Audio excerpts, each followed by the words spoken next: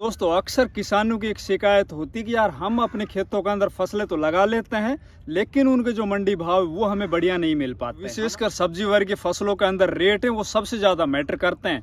लेकिन दोस्तों रेट उन्हीं किसानों को ज्यादा मिल पाता है जो सही समय के ऊपर अपने खेतों के अंदर नर्सरी डाल के और दूसरे खेतों में सही टाइम पर ट्रांसप्लांट करके और वो सब्जियां हैं वो बाजार में सबसे पहले पहुंच जाए। दोस्तों अपन देख रहे होते हैं कि जब बरसात का सीजन चलता है तो सब्जियों के दाम में एकदम आग लग जाती है। उस टाइम पर अधिकतर जो फसलें हैं वो या तो डैमेज हो जाती है या फिर किसान है वो उन फसलों को उस टाइम पर लगा ही नहीं पाता है। तो नमस्कार, मैं इंद्रपाल यादव स्वागत करता हूं आपका अपने YouTube चैनल देश की जान हमारे किसान चैनल पर। किसान भाइयों, आज आप लोगों को इस वीडियो के माध्यम से बरसात के सीजन में लगाई जाने वाली कुछ चुनिंदा फसलें जिनको मैं सर्वोच्च प्राथमिकता पर रखता हूं, हर साल लगाता हूं, उनकी नर्सरी हम किस टाइम पर डालें, कितनी तारीख से स्टार्ट करें, किस महीने में स्टार्ट करें, साथ ही अपन बीज का चुनाव कौन सा करें और हमारी नर्सरी जो बने वो इतनी स्वस्थ बने कि वो दूसरे खेतों के अंदर ट्रांसप्लांट होते ही वो 2 या 3 दिन के अंदर अपना फुटान देना स्टार्ट कर दे। जितने भी किसान भाई हमारे चैनल पर नए आए या जिन किसान भाइयों ने चैनल को अभी तक सब्सक्राइब नहीं किया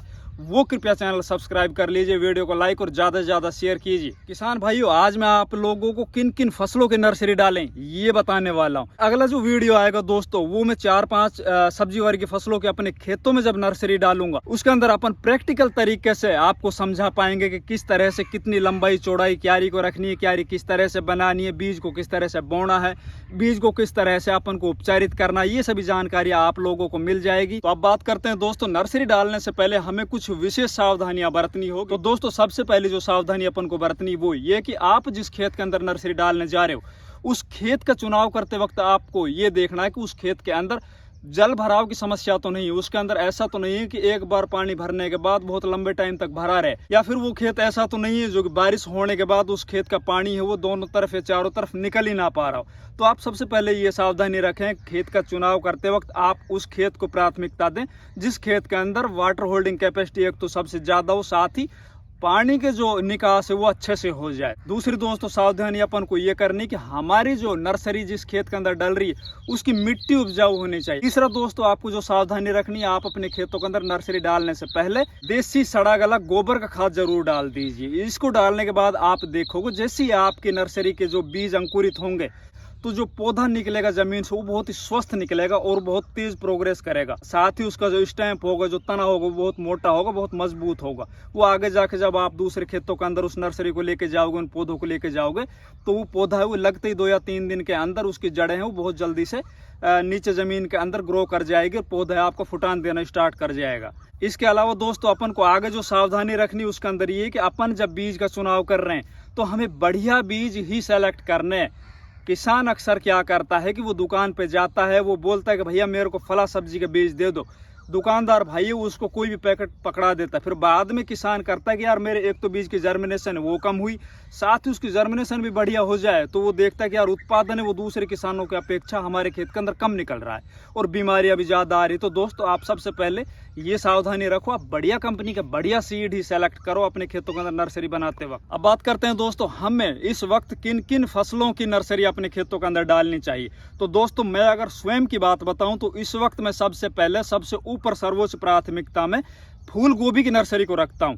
मैं मई के आखिरी वीक में या फिर जून के फर्स्ट वीक में फूल गोभी की नर्सरी अपने खेतों के अंदर डालता हूं और जब वो हमारी नर्सरी लगभग 25 से 35 दिन की हो जाती है और वो नर्सरी हमारी तैयार हो जाती है तो उसको अपन दूसरे खेतों में ट्रांसप्लांट कर देते हैं। तब तक बारिश का दौर है वो स्टार्ट हो चुका होता है, टेम्परेचर है वो डाउन पड़ जाता है। उसके बाद जब हमारी फसल लगभग 60 से 65 दिन की हो जाती है तो उसमें हम पहली तुड़ाई करते हैं। और आप देख रहे होंगे दोस्तों जब वो पहली तुड़ाई फूल गोभी की होती है उस वक्त बाजार के अंदर गोभी के जो रेट होते हैं वो लगभग 50 रुपए से और 100 रुपए किलो के बीच में होते हैं और वो लगातार लगभग 2 महीनों तक वो रेट चलते हैं दोस्तों। अब बात करें दोस्तों बीज की कि अपन को किस बीज को इस टाइम पर लगाना चाहिए। तो दोस्तों मैं अगर अपनी बात बताऊं तो मैं सिंजेंटा कंपनी का CFL 1522 बीज को सर्वोच्च प्राथमिकता में रखता हूं। इसके अलावा बात करें दोस्तों दूसरी किस सब्जी वर्ग की फसल की नर्सरी में लगाता हूं तो दोस्तों मैं गोभी के साथ ही साथ में हरी मिर्च की नर्सरी डालता हूं। हरी मिर्च की नर्सरी भी दोस्तों वही अपन नर्सरी डालते हैं, वही 25 से और 35 दिन के बीच के अंदर हमारी नर्सरी तैयार हो जाती है, उसको दूसरे खेतों में ट्रांसप्लांट करते हैं। जब वो फसल हमारी लगभग 60 से 70 दिन के अंदर बाजार के अंदर जाती है, उस टाइम पर भी आप देख रहे होंगे हरी मिर्ची के जो रेट होते हैं वही 50 रुपये 70-80 रुपये किलो के बीच में होते हैं। इसके बाद दोस्तों बात करें तीसरी फसल अपन कौन सी लगाएं, तो तीसरी फसल के अंदर आप टमाटर लगा सकते हो। अगर आप जून के महीने के अंदर टमाटर की नर्सरी लगा के और उसको आप जब आपकी फसल लगभग 25 से 35 दिन की हो जाए दूसरे खेतों में ट्रांसप्लांट करोगे, तो बरसात के अंदर जो भी टमाटर है, बरसाती सीजन के जो भी टमाटर होते हैं दोस्तों, आप देख रहे होंगे कि वो टमाटर जब तैयार होकर बाजारों में जाते हैं तो उनके जो रेट हैं वो शुरुआत में बहुत बढ़िया मिलते हैं।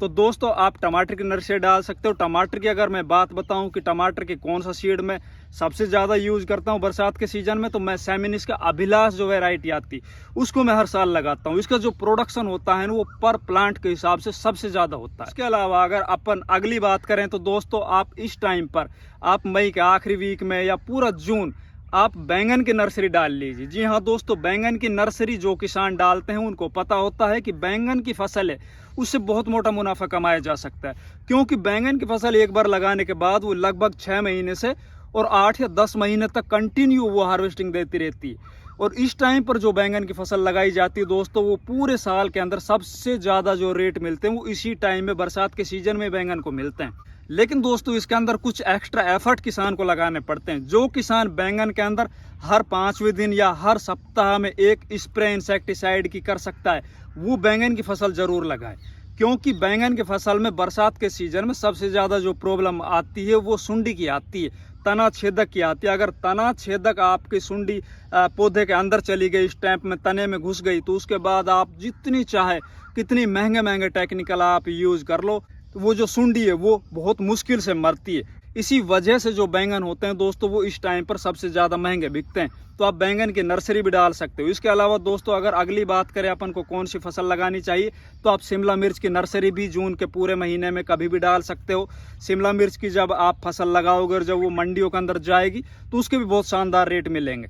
साथ ही साथ दोस्तों मैं आप लोगों को एक और फसल बताता हूँ जिसको आप सीड से भी लगा सकते हो, उनके डायरेक्ट बीज भी बो सकते हो, या फिर आप ज़्यादा गर्मी की वजह से, जैसे कि अब मई का महीना चल रहा है, इस टाइम पे टेम्परेचर बहुत ज़्यादा हाई है, आप ये सोच रहे हो कि यार हमारे खेत हैं वो अभी जुते हुए हैं बढ़िया से और उसके अंदर जितने भी प्रॉब्लम है, नीचे ज़मीन के अंदर जितने भी नेमाटोड वगैरह है या फिर कोई और समस्या होती है जैसे कि फंगस होती है हमारी ज़मीन के अंदर, यार वो ख़त्म हो जाए बारिश आने से पहले, हम अपने खेत के अंदर कोई बुआई ना करें, तो आप करेला की नर्सरी बना सकते हो। करेला के अंदर आप इस टाइम पर अगर छोटे वाले जो करेले आते हैं दोस्तों, जिसको करेली बोला जाता है, उसको आप सर्वोच्च प्राथमिकता पर रखें। करेले दो तरह से होते हैं दोस्तों, एक तो लंबे वाले करेले और एक छोटे वाले करेले। छोटे वाले जो करेले होते हैं उनको मंडी भाव सबसे ज़्यादा मिलते हैं। तो आप अगर 1 एकड़ के अंदर करेला की बुआई करने जा रहे हो तो आप 60-40 का रेशियो रखिए। 60% में आप छोटे वाले करेले लगाइए, 40% में आप बड़े वाले करेले लगाइए। करेले की नर्सरी इस टाइम पर आप डालो तो आप उसको प्रो ट्रे के अंदर डालिए। प्रो ट्रे में डाली हुई नर्सरी एक तो स्वस्थ होगी, बढ़िया होगी और उसको आसानी से निकाल के पर प्लांट को आप कहीं भी उसको लगा सकते हो। विशेष सावधानी दोस्तों इस टाइम पर आपको करेला फसल में ये रखनी होगी, करेले की जो बेल उसको ऊपर चढ़ाना हो। आप अगर करेले की बेल को ऊपर चढ़ाते हो तो दोस्तों वो बहुत लंबे टाइम तक आपको हार्वेस्टिंग देती रहेगी और उनके जो बाजार रेट है वो नीचे की अपेक्षा बढ़िया मिलते रहेंगे। तो एक और नर्सरी इस टाइम पर हमारे देश में सबसे ज्यादा डाली जाती है, वो धान की नर्सरी डाली जाती है। जिन किसान भाइयों ने अपने खेतों के अंदर धान लगाना है वो कोशिश करें कि मई के अंदर अधिकतर नर्सरी डालें या फिर 15 जून से पहले पहले अपनी नर्सरी का काम पूरा कर लीजिए। जिन खेतों के अंदर पानी का ज़्यादा भराव होता है या फिर कुछ ऐसे एरिया होते हैं हमारे देश के अंदर जिनमें सब्जी वर्ग की फसलें वो लगा नहीं सकते बरसात के सीजन में पानी की वजह, तो आप उन खेतों के अंदर धान लगा सकते हो। धान की नर्सरी भी आप इसी टाइम पर डाल सकते हो।